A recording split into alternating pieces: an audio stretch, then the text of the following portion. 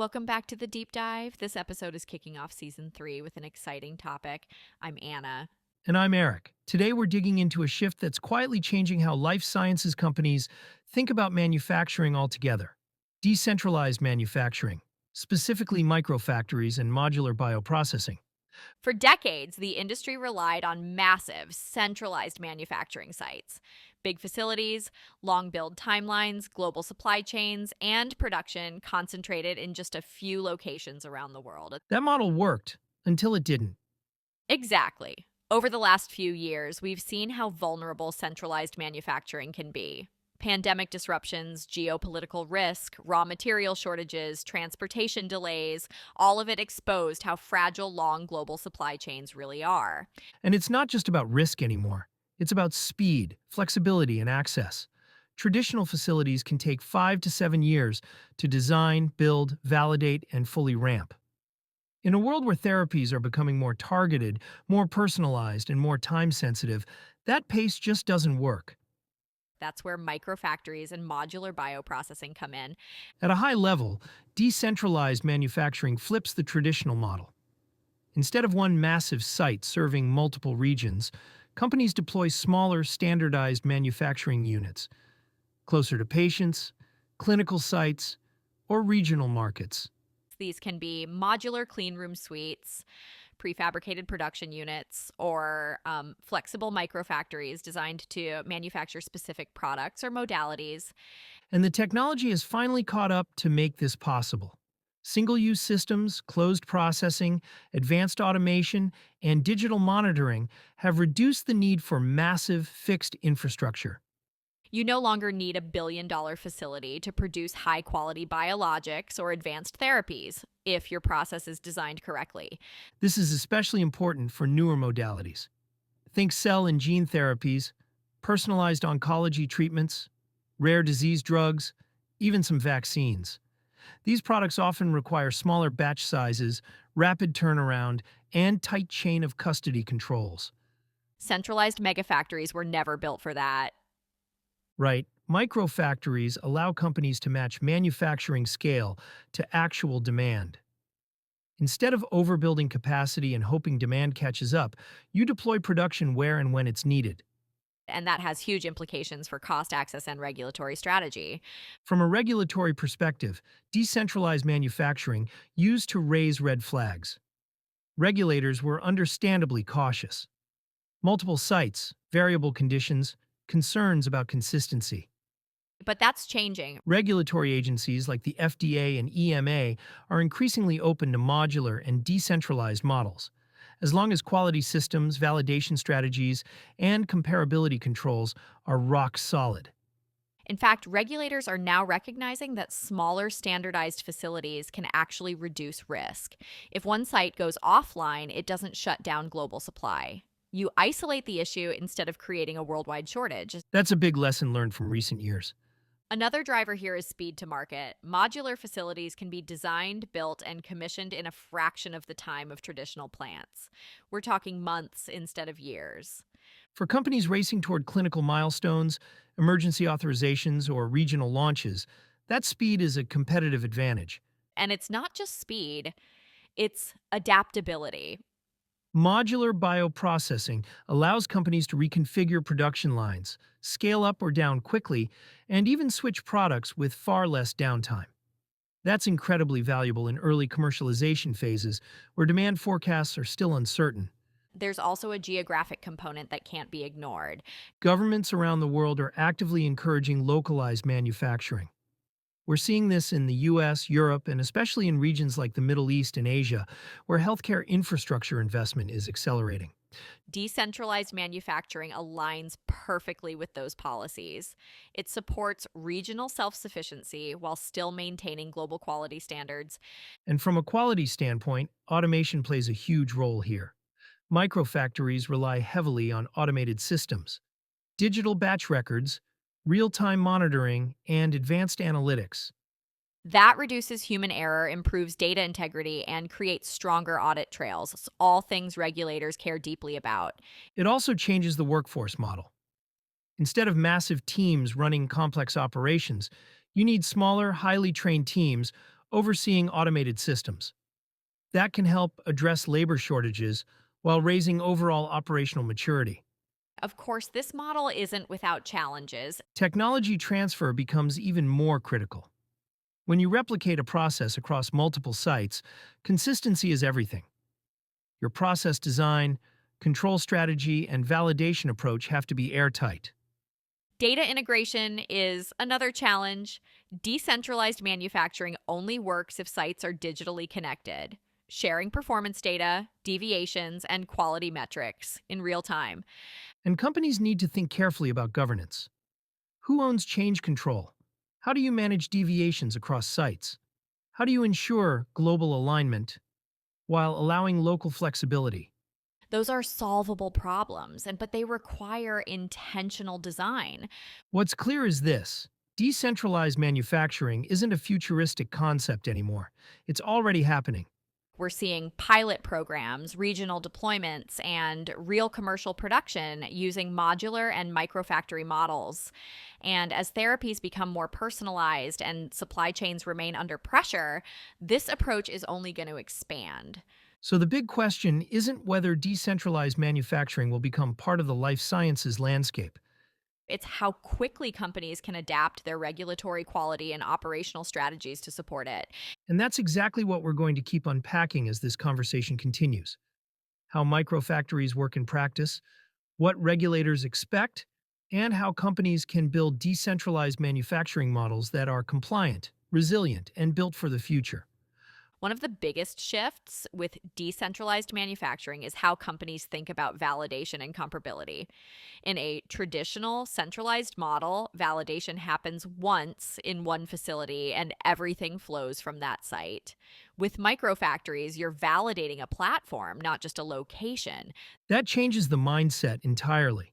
Instead of asking, is this facility validated? The question becomes, is this manufacturing system validated wherever it's deployed?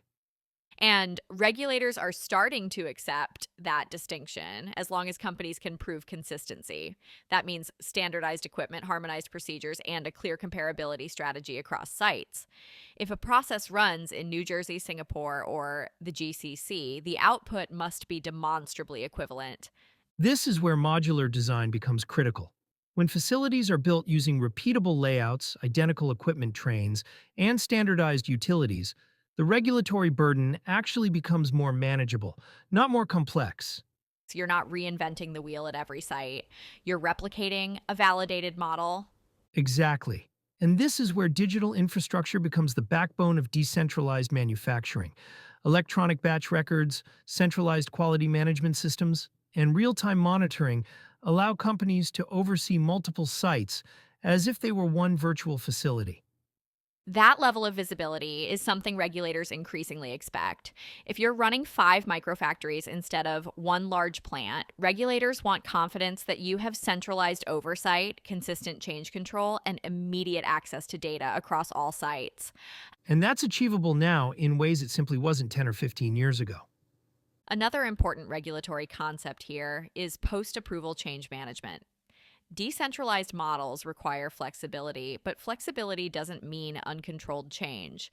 Companies need robust post-approval change strategies, including comparability protocols that allow them to add new modules, scale capacity, or deploy additional sites without triggering full resubmissions every time. Regulators have been encouraging this kind of proactive planning. The FDA, for example, has emphasized the value of comparability protocols and lifecycle management strategies that anticipate manufacturing evolution rather than reacting to it. This is especially relevant for biologics and advanced therapies, where demand can grow rapidly after approval. And speaking of advanced therapies, decentralized manufacturing is particularly well suited for cell and gene therapies. These products often require short turnaround times, patient proximity, and strict chain of identity controls. A centralized facility halfway across the world simply doesn't make sense for many of these therapies. Microfactories located near major treatment centers can dramatically reduce logistics risk, shorten vein to vein time, and improve patient outcomes. From a quality perspective, fewer handoffs mean fewer opportunities for error. That's a powerful argument, not just operationally, but ethically. Another area where decentralized manufacturing is gaining traction is vaccines and essential medicines. Governments learned a hard lesson during global shortages that relying on a small number of offshore manufacturers is a national risk. Decentralized regional manufacturing supports supply security while still leveraging global standards and oversight. This is why we're seeing increased government funding, incentives, and fast track regulatory engagement for modular manufacturing projects. It's no longer viewed as experimental, it's viewed as strategic infrastructure. And there's also a sustainability angle here that's often overlooked.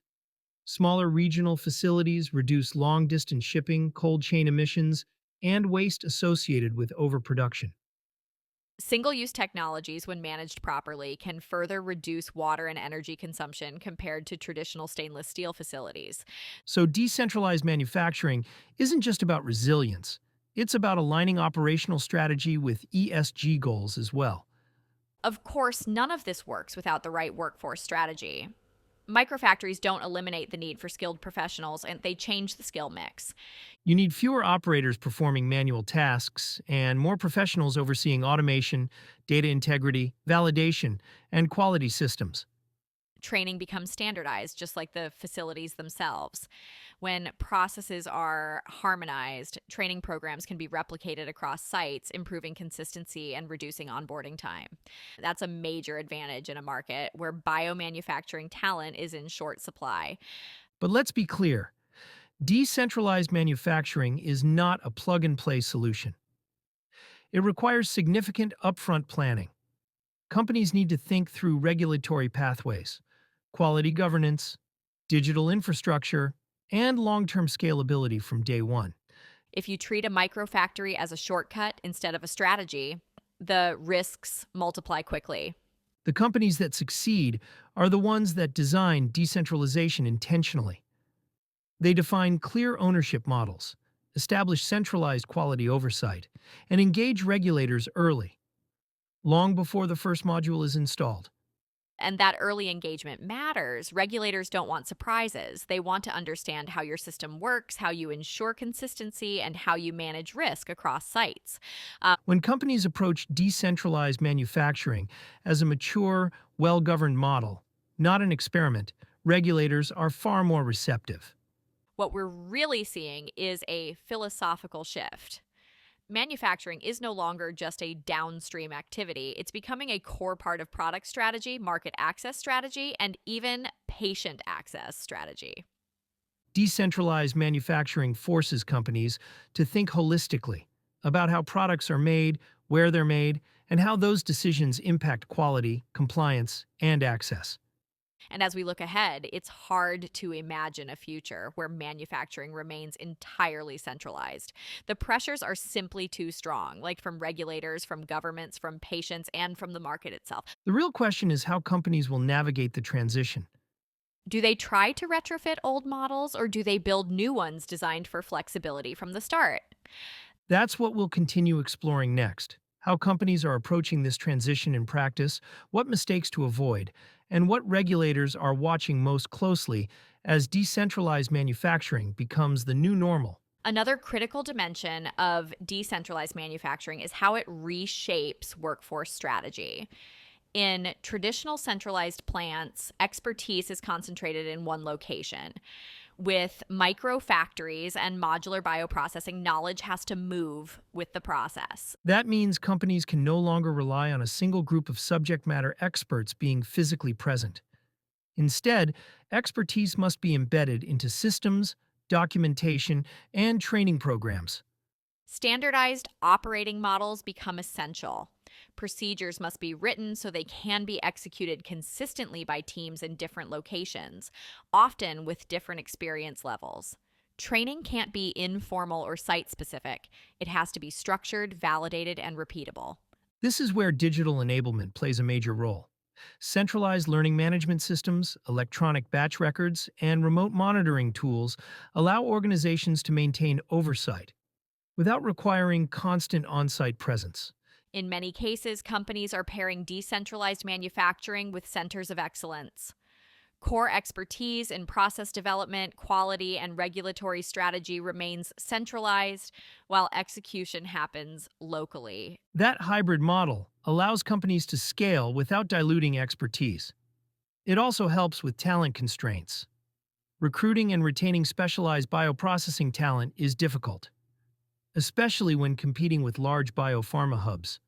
Decentralized models allow companies to tap into regional talent pools while maintaining centralized governance. Another area where decentralization is having a real impact is speed to market. Traditional manufacturing scale up can take years, particularly when building large facilities. Modular systems significantly compress timelines. Prefabricated cleanroom units, standardized equipment platforms, and repeatable validation templates allow companies to move from concept to production faster than ever before. But speed only works when regulatory strategy keeps pace. Early engagement with regulators becomes even more important in decentralized models. Agencies want to understand not just what you're building, but how you plan to control it over time. That means having clear answers to questions like how will changes be assessed across sites?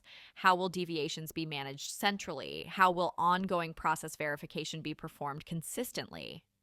Companies that proactively address these questions in pre submission meetings and scientific advice discussions tend to move forward with fewer delays. And regulators are showing openness when they see rigor. Both the FDA and EMA have emphasized that flexibility is acceptable when supported by strong data, risk based controls, and transparent oversight. Decentralized manufacturing fits well into this mindset when it's designed intentionally. Another important consideration is data integrity. With multiple sites generating data, systems must ensure consistency, traceability, and security across environments. This is where cloud based platforms and validated digital infrastructure become indispensable. Data must be attributable, legible, contemporaneous, original, and accurate, no matter where it's generated.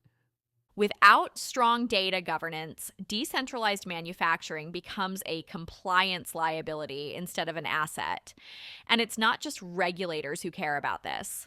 Partners, investors, and customers increasingly evaluate manufacturing strategies as part of due diligence.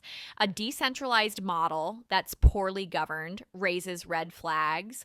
One that's well structured signals maturity and foresight. There is also growing interest in how decentralized manufacturing supports public health goals.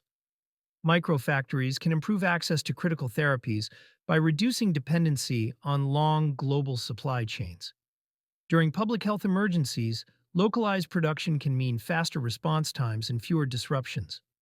This has caught the attention of policymakers, particularly in regions focused on healthcare security and self sufficiency. In that sense, decentralized manufacturing is as much a strategic and geopolitical consideration as it is an operational one. Looking ahead, we're likely to see more regulatory frameworks explicitly designed to support these models. Guidance on advanced manufacturing, continuous processing, and digital quality systems continues to evolve. Decentralized manufacturing sits at the intersection of all three. The companies that succeed won't be the ones chasing trends.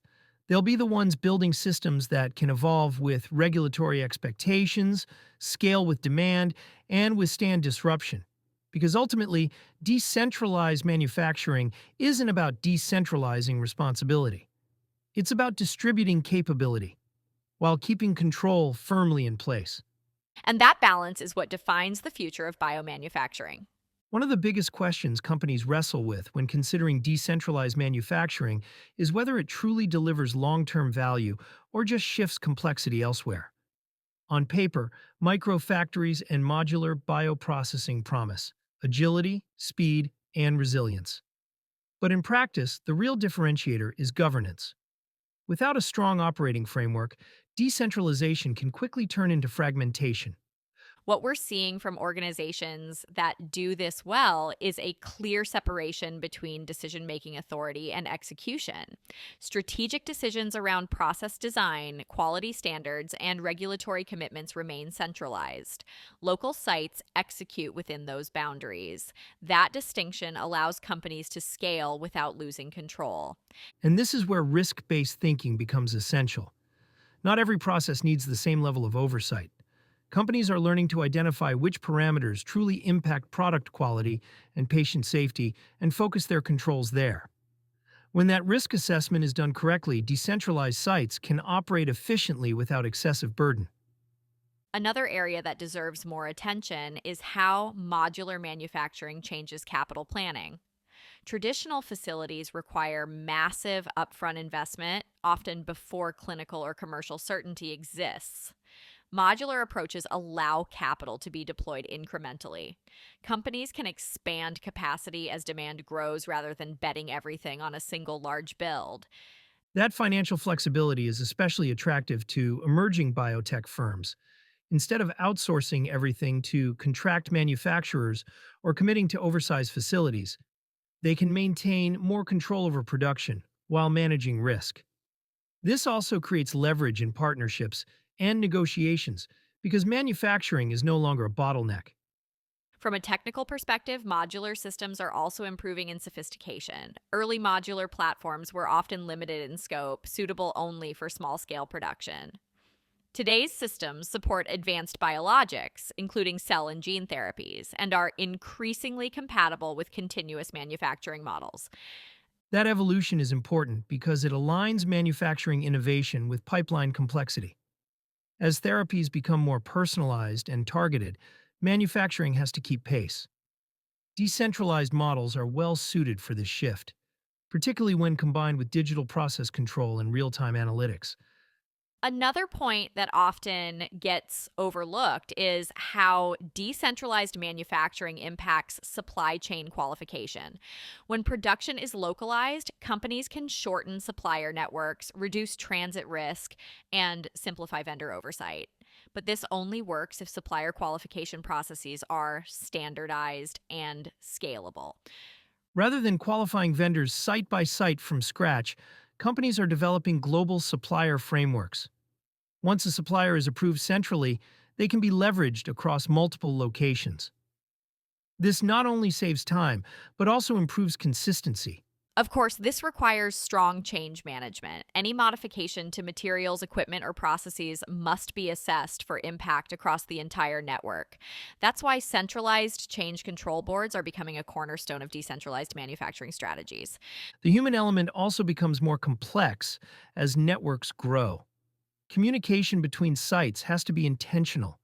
Informal knowledge sharing that happens naturally in a single facility doesn't scale across geographies. Companies that succeed invest heavily in documentation, digital collaboration tools, and structured knowledge transfer. And training can't be an afterthought. Modular systems may be standardized, but people are not. Competency based training programs supported by simulations and remote oversight are increasingly common. Some organizations are even using virtual reality to train operators before a facility goes live. From a regulatory standpoint, this level of preparation matters. Inspectors want to see that personnel understand not just how to perform tasks, but why controls exist. Decentralized manufacturing doesn't lower expectations. In many ways, it raises them. Regulators are asking more probing questions about oversight models, escalation pathways, and accountability. They want clarity on who owns decisions and how issues are resolved when sites operate semi independently. Companies that can articulate this clearly tend to move through inspections with greater confidence. There's also growing interest in how decentralized manufacturing supports lifecycle management. As products evolve, whether through process optimization, indication expansion, or technology upgrades, modular systems offer flexibility.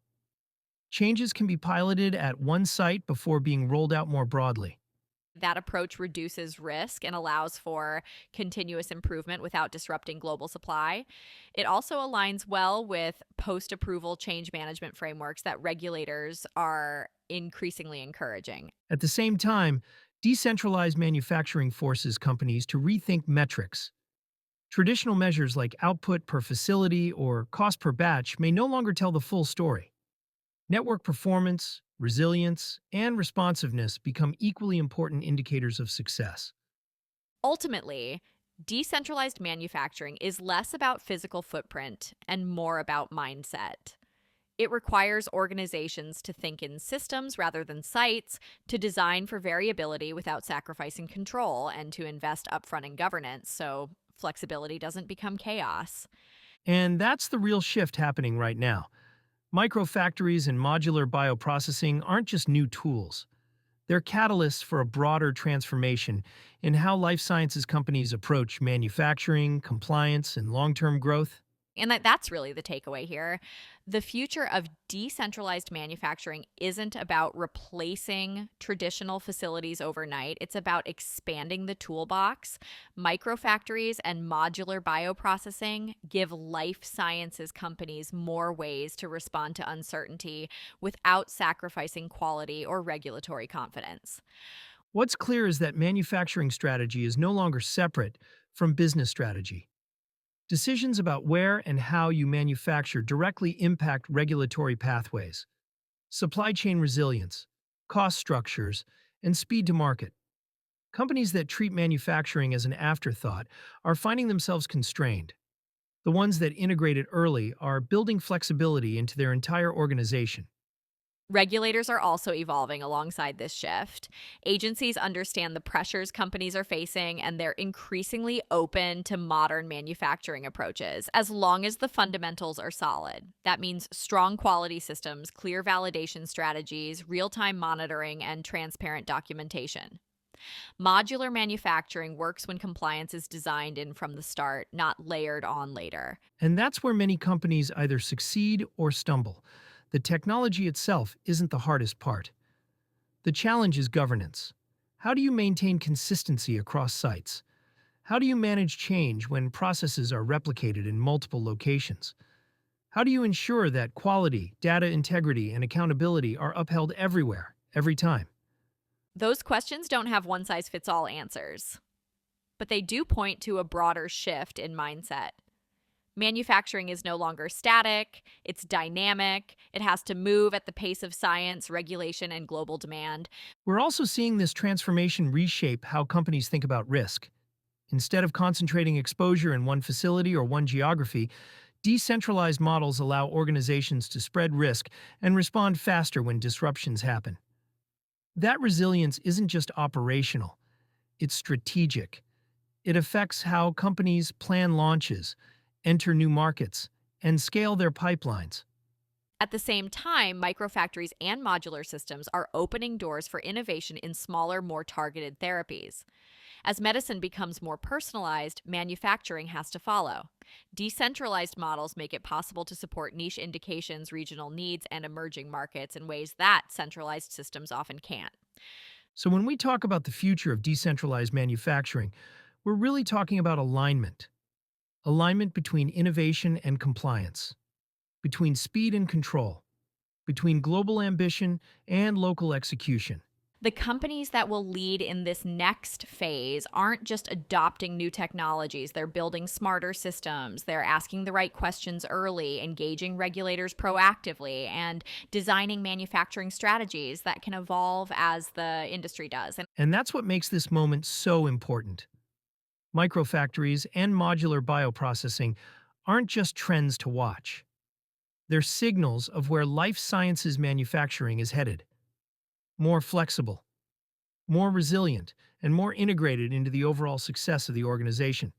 as this space continues to mature, one thing is certain: the future of manufacturing will belong to the companies that can adapt without compromising trust, those that can innovate while staying compliant, and those that understand that manufacturing isn't just about production, it's about delivering confidence at scale. That's where we'll leave it for today. Thanks for joining us on this deep dive. We'll continue to explore the strategies, technologies, and regulatory shifts shaping the future of life sciences. Until next time, stay curious, stay compliant, and stay innovative.